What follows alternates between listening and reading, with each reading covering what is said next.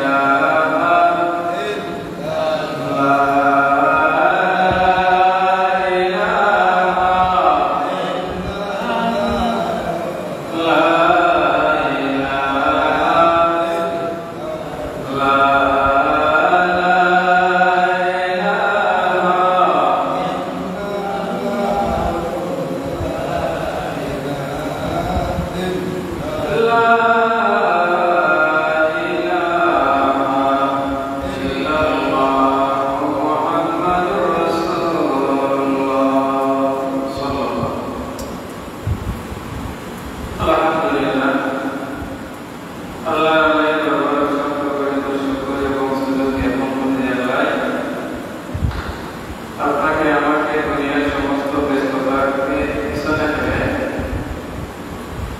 নিজ পায়ে থেকে সুস্থ শরীরে নানাই খাওয়ার সমস্ত আশা এবং বসার তাওফিক করে দিয়েছেন সেই আল্লাহ রাব্বুল আলামিনের দরবারে শুকরিয়া আদায় করে আলহামদুলিল্লাহ।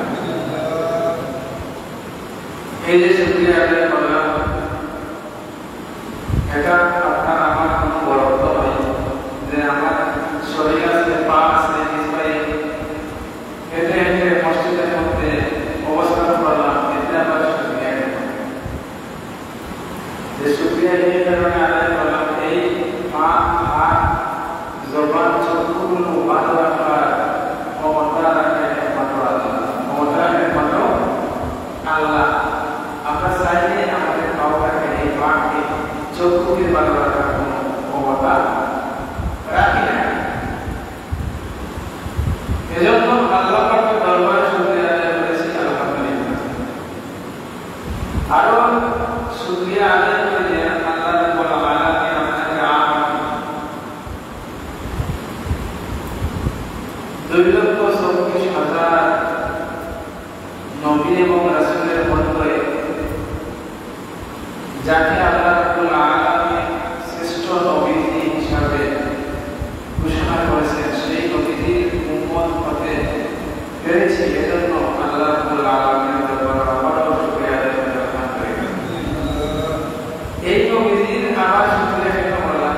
ওই নবীর উম্মত হওয়ার জন্য বনি ইসরাঈলের যত নবী এবং রাসূল ছিলেন সবার মনের মধ্যে একটা তামান্না ছিল, আকাঙ্ক্ষা ছিল, আশা ছিল, যদি আমাদেরকে বনি ইসরাঈলের নবী এবং রাসূল না বানিয়ে আখির জামানার পয়গম্বর হযরত মুহাম্মদুর রাসূলুল্লাহ সাল্লাল্লাহু আলাইহি ওয়াসাল্লামের উম্মত হিসাবে আমার আল্লাহ কবুল করতেন, তাহলে আমাদের সম্মান এবং ইজ্জত এই জমিনের উপরে বেশি থাকবে। জমিনের উপরে সবার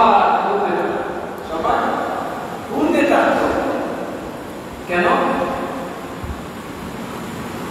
এই নবীর উম্মত যতক্ষণ পর্যন্ত জান্নাতের মধ্যে প্রবেশ করবে না ততক্ষণ পর্যন্ত কোনো নবী এবং রাসূল জান্নাতের মধ্যে প্রবেশ করতে পারবে না। তাহলে বোঝা গেল আমরা আমার সম্মান এবং ইজ্জত এটা আমাদের ব্যক্তিত্ব নয়, এটা আল্লাহর পক্ষ থেকে দয়া এবং মায়া এবং নবীর ইজ্জত এবং সম্মানে আমাদের সম্মান আমাদের আল্লাহ আপনার আল্লাহ রাব্বুল আলামিন বাড়িয়ে দিয়েছেন। এই নবীর ইজ্জত এবং সম্মানে আপনার আমার সম্মান এবং ইজ্জত বেড়ে গিয়েছে। মসজিদের মধ্যে আযান হলে মসজিদে না আসলে নামাজের নির্দিষ্ট জায়গা ছিল মসজিদ, কিন্তু মুহাম্মদুর রাসূলুল্লাহ সাল্লাল্লাহু আলাইহি সাল্লামের উম্মত হওয়ার সুবাদে আল্লাহ রাব্বুল আলামিন আপনার আমার জন্য গোটা জমিনকে আল্লাহ রাব্বুল আলামিন মসজিদ বানিয়ে দিয়েছেন। সুবহানাল্লাহ। এই আল্লাহ রাব্বুল আলামিন বলেন, আমি আমার বান্দাকে দুনিয়ার বুকের মধ্যে পাঠানোর একটি মাত্র উদ্দেশ্য হলো আমি আল্লাহর গোলামি করা। এখন ওই সমস্ত বান্দা এবং বান্দিরা গোলামি করবে যারা ইমানদার, যারা ইমানওয়ালা ছাড়া কখনো আল্লাহর গোলামি কোনো মানুষের করে না। কালেমা পড়ে মুসলমান হয়েছে, ইমানওয়ালা হয়েছে, কাফির বেঈমান আল্লাহ গোলামি করবে না। মুসলমান হওয়ার পরে মুসলমানের দায়িত্ব আবার বেড়ে গেছে। কি দায়িত্ব? বলে মুসলমানের মধ্যে মুমিনরা প্রত্যেকেই আল্লাহর প্রতি ঈমান রাখে। মুমিনরা প্রত্যেকেই আল্লাহর প্রতি পূর্ণভাবে ঈমান রাখে। আল্লাহ রাব্বুল আলামিন যা কিছু করবেন, যা কিছু সংগঠিত করবেন বান্দার কল্যাণের জন্য, বান্দা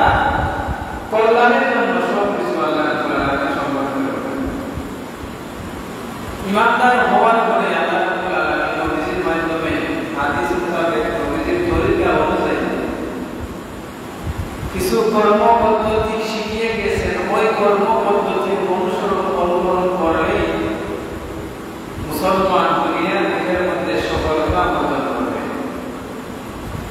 সফলতা অর্জন করবে। একজন মুমিন মুসলমান কখনো তার মন করা ইচ্ছা মতো চাইলে চলতে পারে না।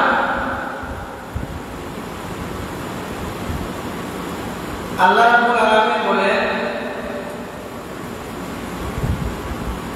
মুমিনরা ওয়াল মুমিনুন, মুমিনরা বিশ্বাস রাখে, কুল্লুন আমানা বিল্লাহ, আল্লাহর প্রতি দৃঢ় বিশ্বাস রাখে, পূর্ণ বিশ্বাস রাখে। এরপরে আল্লাহ রাব্বুল আলামিন বলেন, ইয়া আইয়ুহাল্লাযীনা আমানু আমিনু বিল্লাহ, এই ইমানদারগণ তোমরা আল্লাহর প্রতি পূর্ণ বিশ্বাস রাখো। পূর্ণ বিশ্বাস রাখতে হবে যে আল্লাহ তাআলা যা কিছু করেছেন, যা কিছু নির্দেশ করেছেন, ওয়াদা করেছেন, এই সমস্ত কাজের মধ্যে, এই সমস্ত কর্মের মধ্যে কখনো ভুল হতে পারে না। এরপরে নবীজি দুনিয়ার বুকের মধ্যে প্রেরণ হওয়ার পরে ঈমানওয়ালার সংখ্যা, মুসলমানের সংখ্যা দিন দিন বেড়েই চলছে, বাড়তেছে। কালেমা পড়ার পরে মানুষ মুসলমান দিন দিন হচ্ছে, হওয়ার পরে কিন্তু মুসলমানের দায়িত্ব, সেই দায়িত্বটুকু আমার আল্লাহ রাব্বুল আলামিন নবীর মাধ্যমে বুঝিয়ে দিচ্ছেন মুসলমানদের।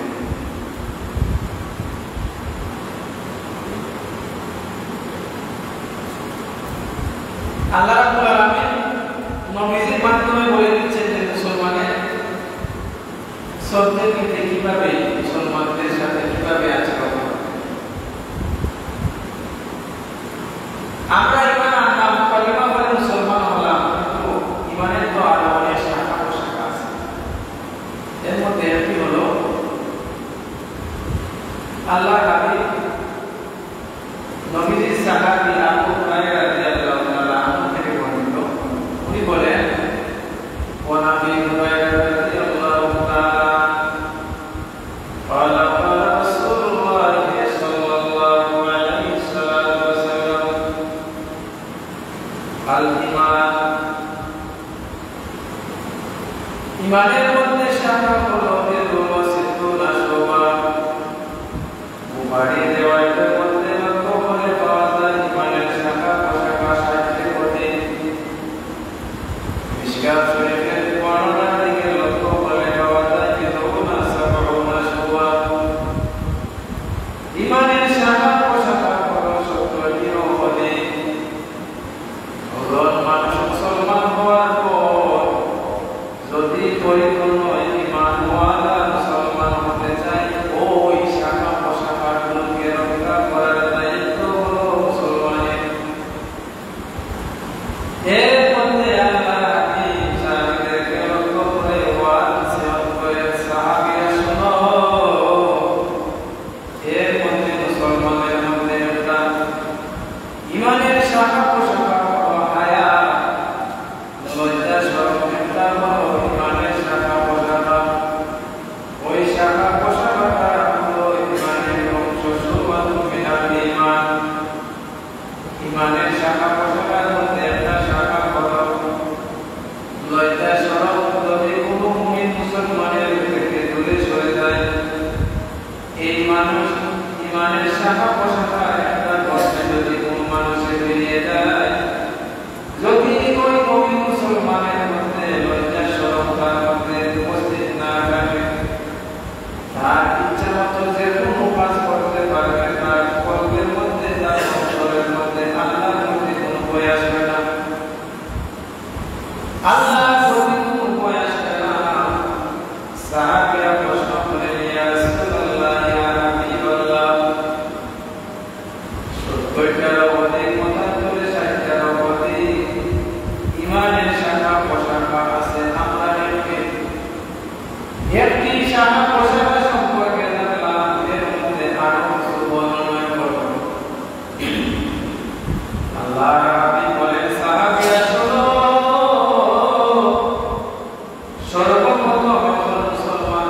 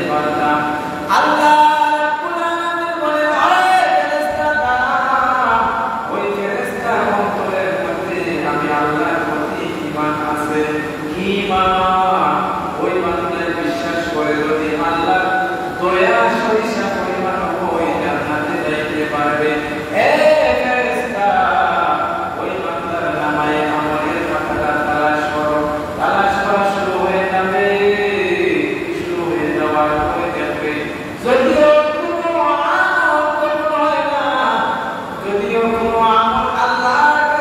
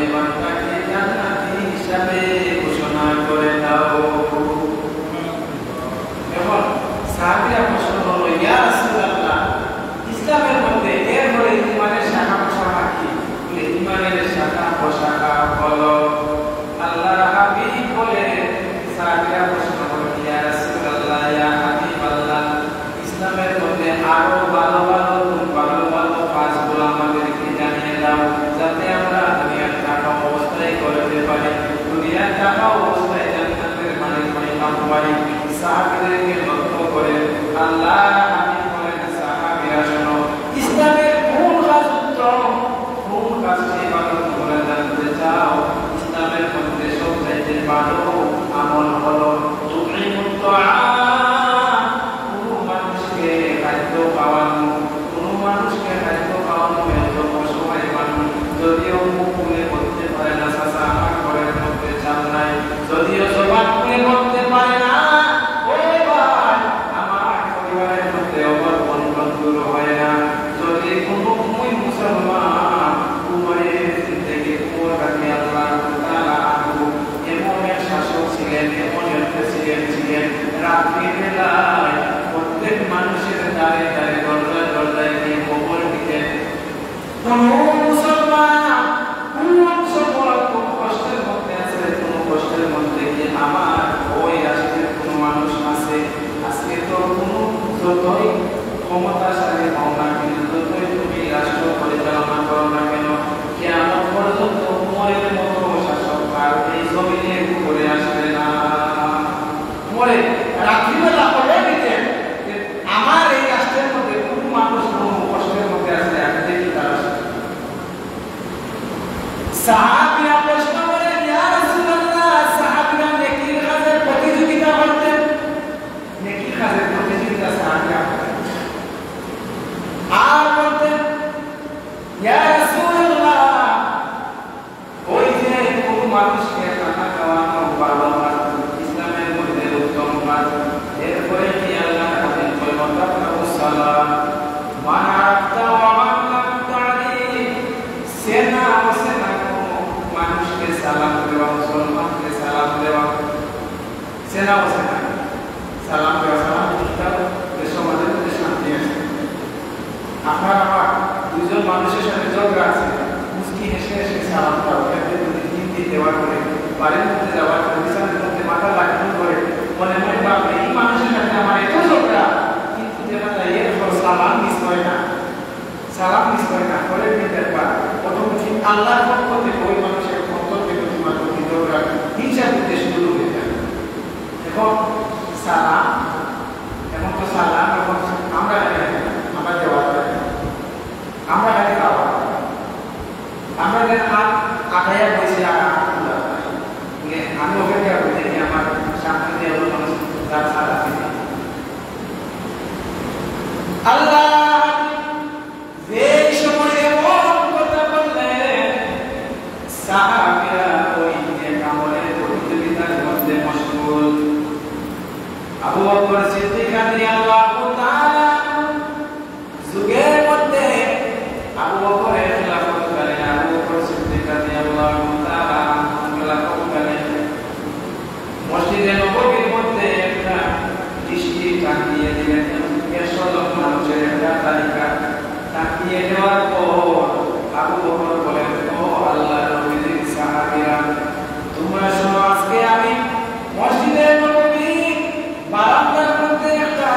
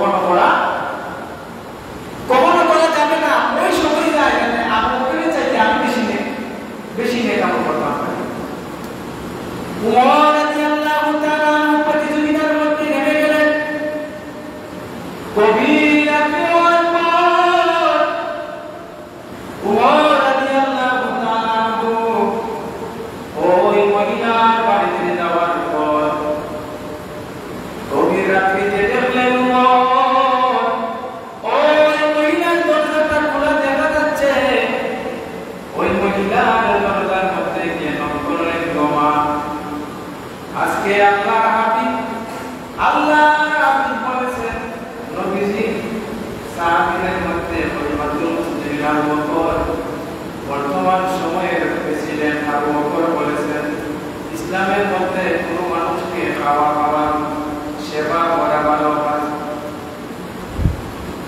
আমি তোমার খেদমত করার জন্য এসেছি, তোমাকে খাওয়া খাওয়ানোর জন্য এসেছি। ওই মহিলায় জবাব দেয়, বাবা তুমি কে আমি চিনি না, তবে একজন মানুষ প্রত্যেকদিন আমার সমস্ত কাজকর্ম শেষ করে আমাকে খাদ্য দিয়ে চলে যায়। ওই মানুষটার নামও আমি আজ পর্যন্ত চিনি না, কে ওই মানুষ? উমর রাদিয়াল্লাহু তাআলা আনহু বললেন, তো কবিরাতিতে কে ওই মানুষ আমার আগে ওই মহিলার খেদমত করে বাড়িতে চলে গেছে। আমি তো দেখি প্রতিযোগিতার মধ্যে নেমে গেছি যাতে আবু বকরের চাইতে আমার নেক আমল বেশি হয়, কিন্তু আবু বকরের চাইতে তো কখনো কিয়ামত পর্যন্ত আর কোন মানুষের নেকের পাল্লা এমন ভারী হবে না। আল্লাহর হাবিব বলেন, ও সাহাবীরা শুনো, আমার আবু বকরের নেকের পাল্লা যদি গোটা উম্মতের নেকের পাল্লা একদিকে হয়, আর আমার আবু বকরের হিজরতের রাত্রিতে একদিকে আমি নবীজির জন্য এত কষ্ট করেছে, ওই রাত্রিতে ওই রাত্রির আমল যদি এক পাল্লার মধ্যে তোলা হয়, তাহলে গোটা উম্মতের আমল যদি এক পাল্লার মধ্যে তোলা হয়, এক রাত্রির পাল্লার সমান হবে না। আবু বকর এত স্বীকার করলেন। উমর বললেন, এত গভীরতে আমি মনের আগে ওই মানুষটাকে এসেছে ওই মহিলার সেবা করার জন্য, খাওয়া খাওয়ানোর জন্য। উমরে পরের দিন গভীর রাত্রিতে সময় সন্ধ্যা হলো, সারাটা রাত্রি অপেক্ষা করে আজকে ধরতে হবে কে ওই মানুষ, কে ওই মানুষ। রাত্রি যে সময় তাহাজ্জুদের সময় হলো, সময় হওয়ার পর উমর রাদিয়াল্লাহু তাআলা আনহু দেখতে পেলেন চাদর মুড়ানো একজন আল্লাহর বান্দা ওই মহিলার সমস্ত কাপড় পরিষ্কার করতেছে, পায়খানা বস্তা পরিষ্কার করতেছে, চাদর মুড়ানো আল্লাহর এক বান্দা। পিছন দিকে তো আর চিনা যায় না, সামনে দিকে না যাওয়া পর্যন্ত ওই মানুষটাকে চিনা যায় না। উমর রাদিয়াল্লাহু তাআলা আনহু এই মাত্র পিছন দিকে ধরলেন, ধরার পরে চাদরটা সরানোর পরে দেখলেন সিদ্দিকে আকবর। উমর রাদিয়াল্লাহু তাআলা অবাক হয়ে গেলেন। ওই সময় আবু বকর সিদ্দিক রাদিয়াল্লাহু তাআলা রাষ্ট্রের প্রেসিডেন্ট ছিলেন। উমর বলেন, ও আবু বকর, আমার মনের মধ্যে একটা ইরাদা, একটা তামান্না, আমি আবু বকরের সাথে আমলের দিকে পারবো না, তবে তো আমি যদি আজকে ওই মহিলা ওই যে কাপড় পরিষ্কার করে পায়খানা বস্তা পরিষ্কার করে খাদ্য খাওয়াবো, আমি ওই আমলের মধ্যে নেমেছিলাম, কিন্তু রে আবু বকর আমি তো আর তোমার সাথে কখনো পারবো না।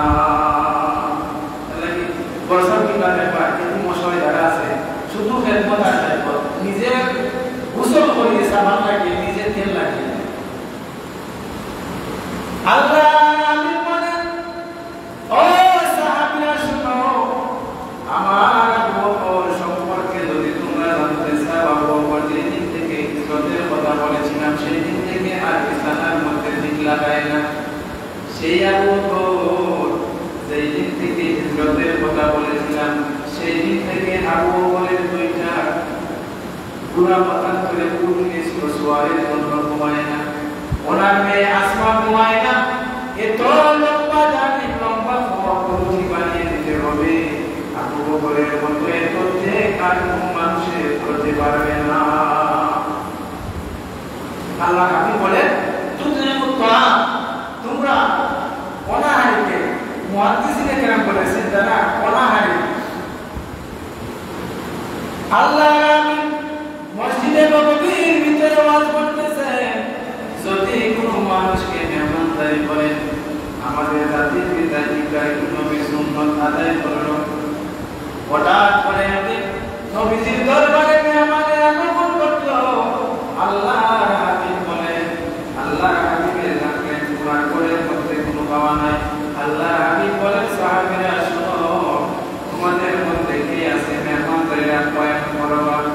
তালহা রাদিয়াল্লাহু তাআলা আনহু দাঁড়িয়ে গেলেন, ইয়া রাসূলুল্লাহ ইয়া হাবিবাল্লাহ, ইয়া রাসূলুল্লাহ ইয়া হাবিবাল্লাহ, আমি আজকে মেহমানদারি আপ্যায়ন করব। অথচ তালহা রাদিয়াল্লাহু তাআলা আনহুর ঘরের মধ্যে খাবার মতো অবশিষ্ট কোনো খাদ্য নাই। বাড়িতে যাওয়ার পর বিবিকে ডাক দিয়ে বলেন, ও বিবি, আমার নবীর মেহমান আমি আপ্যায়নের জন্য আমি আমার বাড়ির মধ্যে এনেছি। তালহা বিবি ডাক দিয়ে বলেন স্বামীকে, আমাদের ঘরের মধ্যে তো বাচ্চা দুইটি ঘুমিয়ে গিয়েছে, ওদের খাদ্য ছাড়া অবশিষ্ট কোনো খাওয়া নাই। আল্লাহ নবীর সাহাবী তালহা বলেন, আমার বাচ্চাদেরকে মতো অবস্থায় আছে ঘুমের মধ্যে থাকবে, কিন্তু মেহমানদারের আপ্যায়ন করতে হবে। মেহমানদারের আপ্যায়ন, মেহমানে তো আর মেজবান ছাড়া কখনো পানির মধ্যে বসে না। আপনার বাড়ির মধ্যে যদি মেহমান আসে, মেহমানকে দাও, মেহমানে করবে, মেজবানকে হয় এর সাথে একটা ভাই, এর সাথে ভাই। ইব্রাহিম নবীর যে সময় কোনো মেহমানের সাক্ষাৎ না পাইতেন, কখনো এক লোকমা বা মুখের মধ্যে দিতেন না। হঠাৎ করে তিনি অপেক্ষা করতে করতে কোনো মেহমান নাই। আল্লাহ বলেন যে জিবরাইল, আমার বন্ধু ইব্রাহিম যতক্ষণ পর্যন্ত মেহমান পাবে না, ততক্ষণ পর্যন্ত আমার ইব্রাহিমের মুখের মধ্যে বাদ দিবে না। ও জিবরাইল, তুমি মেহমান হয়ে যাও, গিয়ে মেহমান হয়ে ইব্রাহিমের খাদ্যটা খাইয়ে আসো, ইব্রাহিমের খাওয়াটা খাইয়ে আসো। যেই মাত্র মেহমান হিসাবে উদ্ধারণ করে আসলে ইব্রাহিম নবী শুধু বাতের করে মেহমানকে দেখবার এবং তরকারি দিয়ে দেন, শুধু দিতে থাকেন এবং তো ইব্রাহিম তো ফেরেশতাই বক্ষণ করে না, ইব্রাহিমের বারবার দিয়ে খাদ্য বক্ষণ করে না। ইব্রাহিম বলেন, তুমি খাও না কেন? বলে, ও ইব্রাহিম, যদি মেহমান না আসে ইব্রাহিম, তুমি তো তোমার মুখের মধ্যে বাদ দিবে না। এই জন্য আল্লাহ রাব্বুল আলামিন আমাকে পাঠিয়েছেন মেহমান বানিয়ে, যাতে তুমি তোমার সামনের বাতগুলোকে তোমার ক্ষুধা নিবারণ করতে পারো আর তোমার নিয়ম তুমি রক্ষা করতে পারো।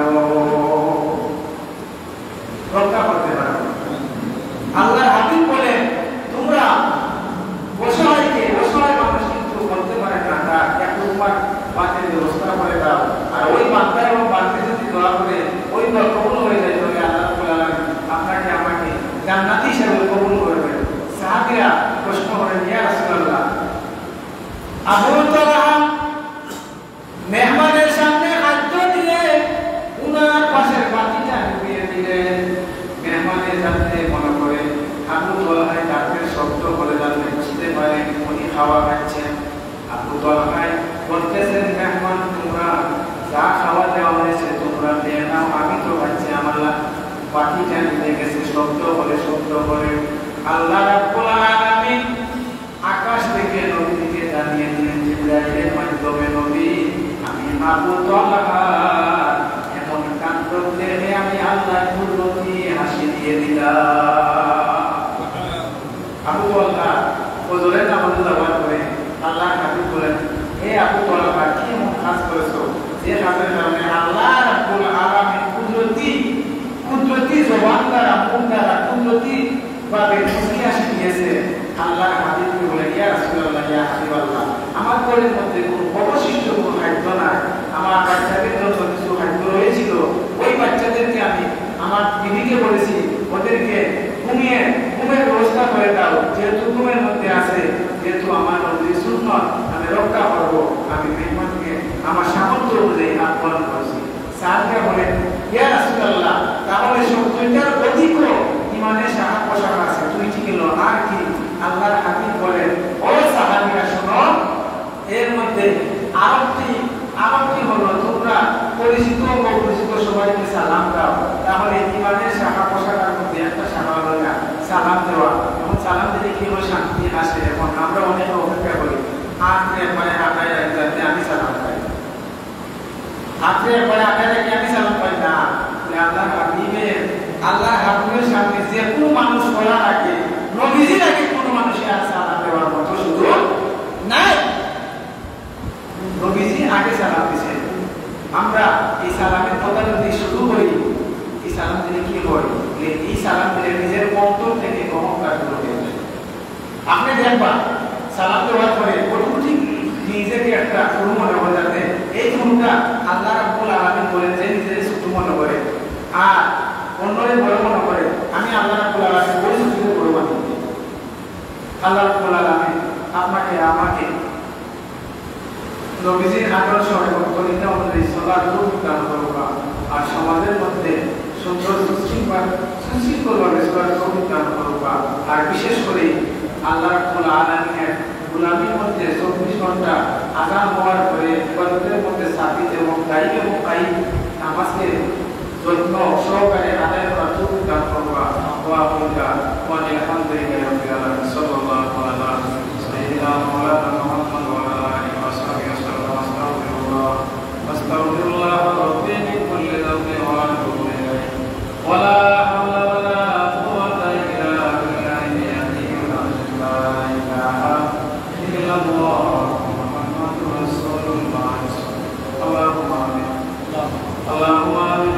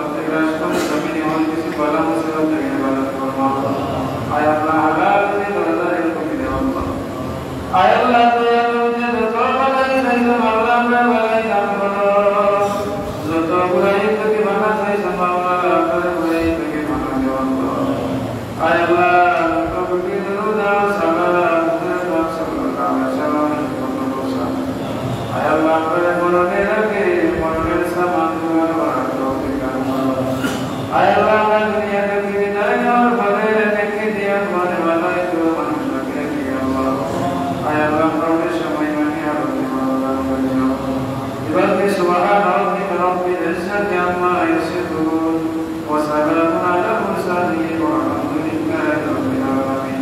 آمين.